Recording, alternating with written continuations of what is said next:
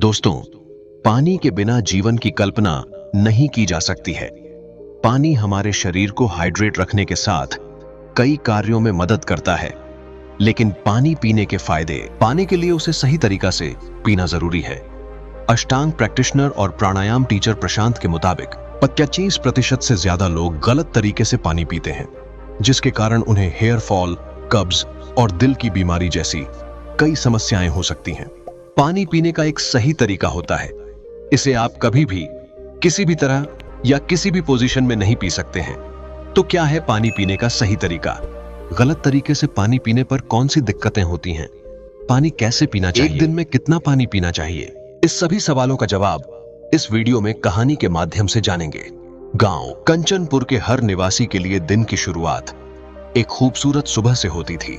गांव में हरियाली, चिड़ियों की चहचहाहट और गंगा नदी का शांत किनारा हर किसी के दिल को सुकून देता था। इसी गांव में एक साधारण लेकिन जिज्ञासु युवा दीपक रहता था। दीपक को अपने स्वास्थ्य को लेकर काफी चिंता रहती थी।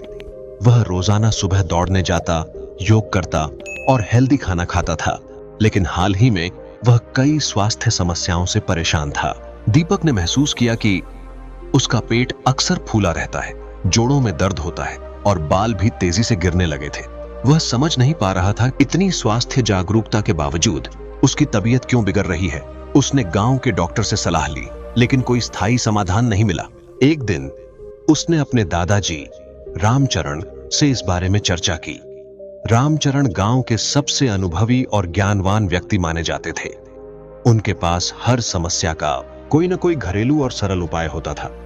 दादाजी ने दीपक से कहा, बेटा, यह मत सोचो कि केवल योग और अच्छा खाना ही तुम्हारे स्वास्थ्य को बनाए रख सकता है।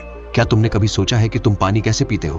पानी पीने का सही तरीका भी स्वास्थ्य पर गहरा असर डालता है। दीपक हैरानी से बोला, दादाजी, पानी तो बस पानी है, इसे पीने का कोई खास तरीका कैसे हो सकता है?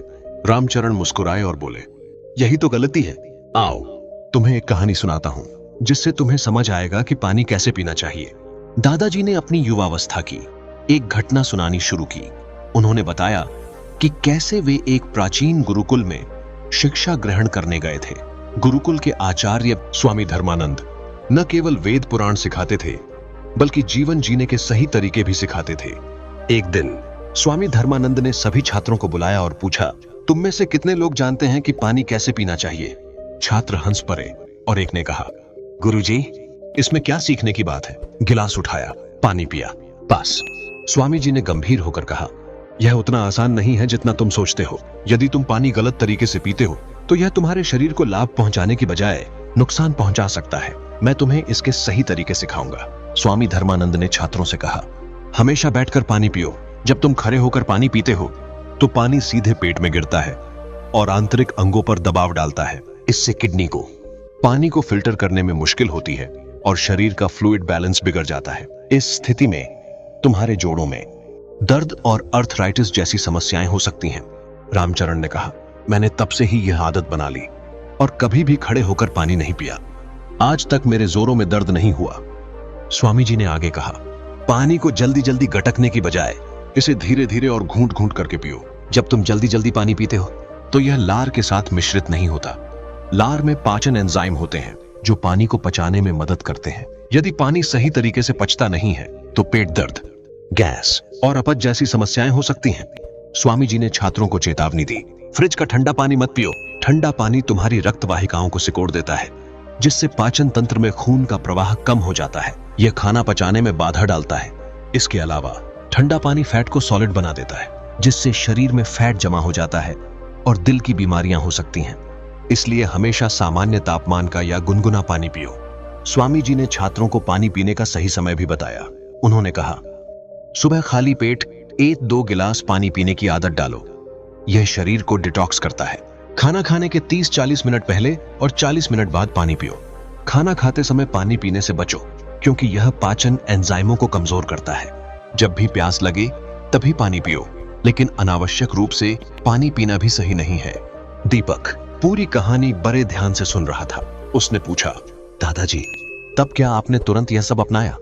रामचरण ने सिर हिलाते हुए कहा, हाँ बेटा, लेकिन मुझे इसका महत्व तब समझ आया जब मैंने अपने एक मित्र रघु को इन गलतियों के कारण बीमार होते देखा।